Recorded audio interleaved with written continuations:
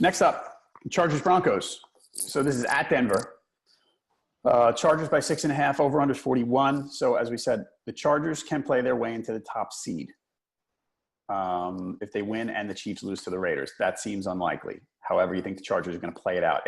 You could envision a scenario here where the Chargers are playing it out and playing to win. And then at halftime, they see the scoreboard and the Chiefs are winning 27-0. Then if you're Anthony Lynn, you go, okay, I got a playoff game next week, most likely at Baltimore. Do I start pulling my guys? This is a possibility here that we have to account for. And I know teams don't always, during games adjust like that. They kind of, focus on the task at hand, even the coaches. But, it's possible. That's what I'd do. If I had a long trip coming next week and I knew what my fate was, hey, Phillip Rivers and Melvin Gordon, get out. Joey Bosa, get out. Take a seat. We'll live to fight another day. And if we lose this, who the hell cares? No, I think that's right. I think that's absolutely right.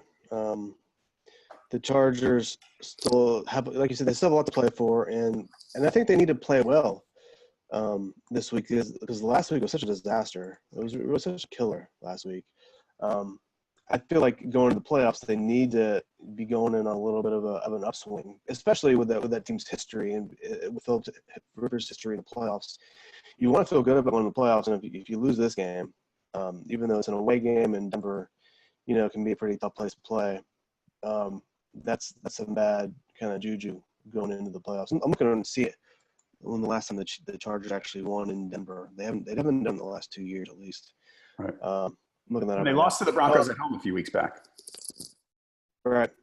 So Denver's been one of those weird teams that they can play really well one week and really poorly the next week. Yeah. And by the way, I think I mentioned this on Wednesday. The Broncos at home, they're 3-4, but look, they lost the home games they've played this year. They lost by 3 to this. They beat the Seahawks. They beat the Raiders.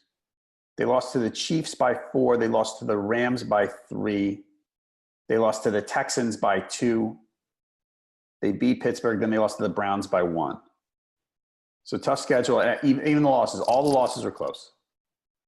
Maybe it's different because they've lost 3 in a row and maybe they're playing out the string. I don't know. But Philip Lindsay's out, by the way. Reminder. The Chargers haven't won in Denver since 2013. Okay. So, that's not great either. And that's all Phillip Rivers too. Mm-hmm. He was on those teams. So, I'm going with the Broncos here against the spread. I think I picked the Chargers to win, but this is one of those games where even if it was just a regular a Week 12 game and both these teams are still kind of in the playoff, I'd still be really pretty kind of wary about this game just because of the history. I do have the Chargers straight up, but okay. I think this game might be close. I'm taking the points too. And playing Denver's tough. Like I said, we could see a bit of rest depending on how things work out. It's the Broncos play games close to I'm fine with that. This game, the smart play is taking the points, I think. I would even consider picking them straight up to Denver. I would too. I won't, but I would consider that. Yeah, I don't think that's an outrageous pick. 67% of the experts like the Chargers giving the points. 70% of the fans like the Chargers giving the points. Josh and I think you're wrong. Well, if you want to go against the grain, this is a good game to go against the grain on. Yep.